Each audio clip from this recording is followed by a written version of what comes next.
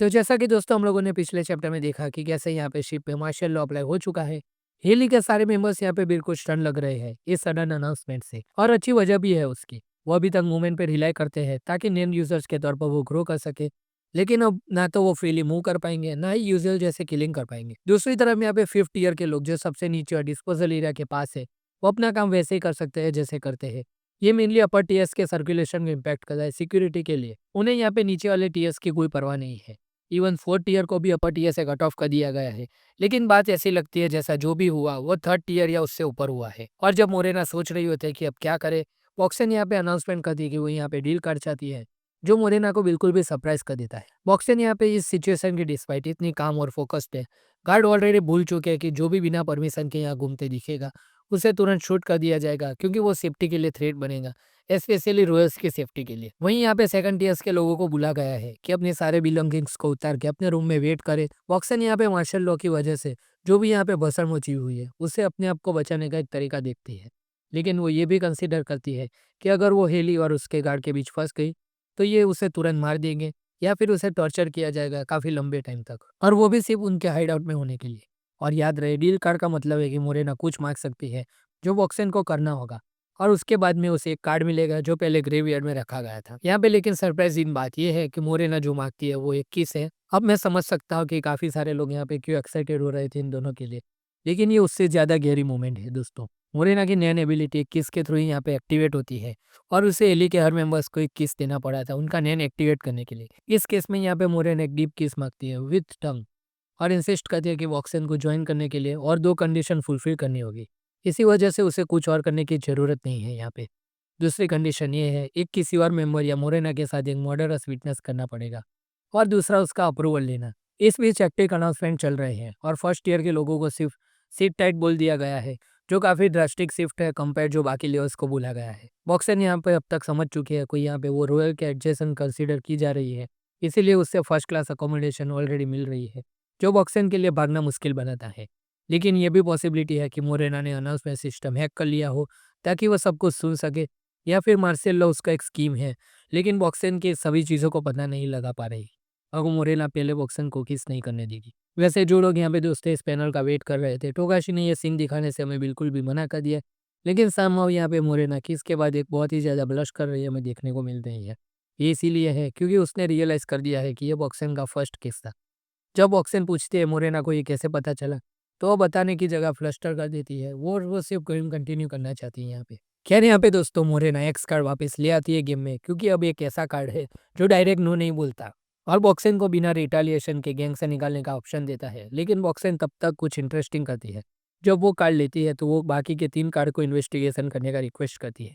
यहाँ पे वो कहती है कि वो किसके टाइम ध्यान नहीं दे रही थी, इसीलिए वो इंश्योर करना चाहती है कि कार्ड टेम्पर नहीं हुई। ये एक फेयर रिक्वेस्ट है, लेकिन बॉक्सन काफ़ी क्लेवर है यहाँ पे। एक थियरी यहाँ ये भी है दोस्तों कि जब वो कार्ड चेक कर रही थी तब उसने एज पे या किसी और चीज़ से मार्क छोड़ दिया और टेम्परिंग कर दी यहाँ पे कार्ड्स की। फिर यहाँ पे मोरेना ये वाइन करती है कि उन्होंने इंटीमेट केस शेयर की थी, तो वेरिफिकेशन की यहाँ पे कोई ज़रूरत नहीं है, और यहाँ पे बाज कार्ड्स को फिर से सफल करता है और यहाँ पे गेम कंटिन्यू होता है। बॉक्सन यहाँ पे दोबारा एक्स कार्ड पिक करती है और वो फिर ग्रेवयार्ड में चला जाता है। इसके बाद बॉक्सन क्यूए कार्ड चूज करती है, जिसमें वो मल्टीपल क्वेश्चन पूछ सकती है और ज़्यादा इन्फॉर्मेशन कलेक्ट कर सकती है, चाहे टाइम ज़्यादा लगे। स्पीड राउंड यहाँ पे शुरू होता है और बॉक्सन पूछती है कि हाइड आउट किस लेवल पर है। पूरा प्रोसेस होने के बाद हमें यहाँ पे पता चलता है कि हाइड आउट किसी टीयर में नहीं है, लेकिन ब्लैक वेल के अंदर है। लगता है वो वही सीक्रेट प्लेस है जहाँ पे फेंटन ट्रूप हमें थोड़े टाइम पहले दिखाए गए थे। शुरू होने के लिए बॉक्सन पूछते हैं कि क्या मोरेना झूठ बोल रही है, जिसका यहाँ पे वो डिनाई कर देती है। फिर बॉक्सन पूछते हैं कि क्या हाइड आउट किसी नए एबिलिटी के थ्रू क्रिएट हुआ था, और क्या वो टीएस के बीच में है, तो जिसका जवाब यहाँ पे हाँ हमें देती है। इस लिमिटेड इन्फॉर्मेशन के साथ बॉक्सन रियलाइज करती है कि एली या मोरेना ने शिप के क्रिएशन के टाइम पे ही यहाँ पे हाइड आउट क्रिएट कर लिया था। ये उनका प्लान था। फिर वो एंट्रेंस और एग्जिट के बारे में पूछती है, और ये भी क्या दूसरे टीएस के लोग एरिया में यहाँ पे आ सकते हैं। आंसर मिलने में टाइम लगता है क्योंकि मोरेना फॉल्स इन्फॉर्मेशन नहीं देना चाहती थी और एक्सीडेंटली लाइक करने से बच रही थी यहाँ। फिर वॉक्सन अपने अलाइज के बारे में इन्फॉर्मेशन कलेक्ट करने की कोशिश करती है, क्योंकि उसे पता चलता है कि उनकी स्ट्रेंथ यहाँ पे 25 से कम है। लेकिन अब पता चलता है कि उनमें से कुछ को मार दिया गया है और अब सिर्फ 21 लोग ही यहाँ पे बचे हैं। भले ही यहाँ पे वॉक्सन उनकी एनिमी ज़्यादा फ्रेंड है, वो प्रॉमिस कर दी कि वो इन्फॉर्मेशन शेयर नहीं करेगी जब तक गेम खत्म नहीं होती।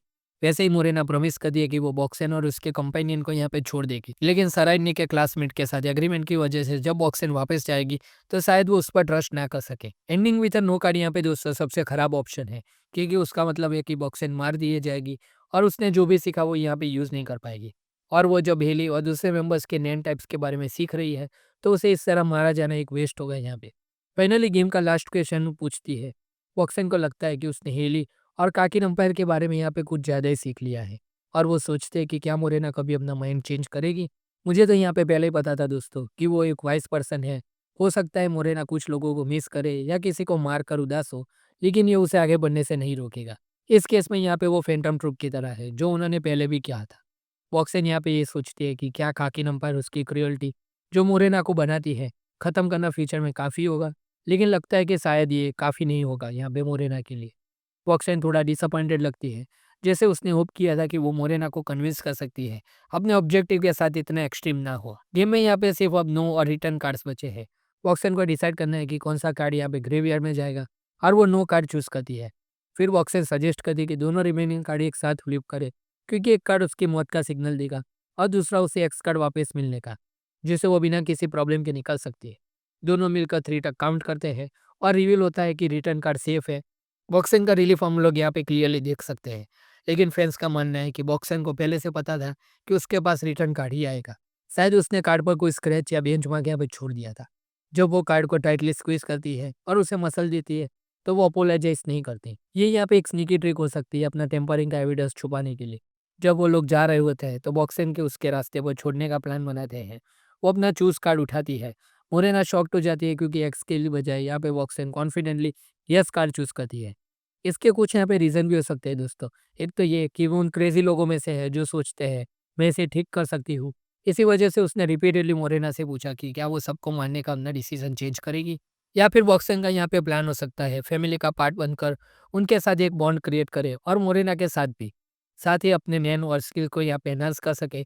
और एक पॉसिबिलिटी ये भी है कि वो बाकी एली मेंबर्स को ख़त्म करने का प्लान कर रही हो और उसे अपने लिवर्स पर और पावर बढ़ाने का यहाँ पे चांस मिल सकता है। यही था हंटर एक्स हंटर का चैप्टर 409। अगर आपको ये चैप्टर अच्छा लगा हो और वीडियो अच्छा लगा हो तो वीडियो को लाइक कर देना, चैनल को सब्सक्राइब कर देना। हम ऐसे ही नए नए वीडियो आप तक लाते रहेंगे। नया वीडियो आए तब तक के लिए गुड बाय।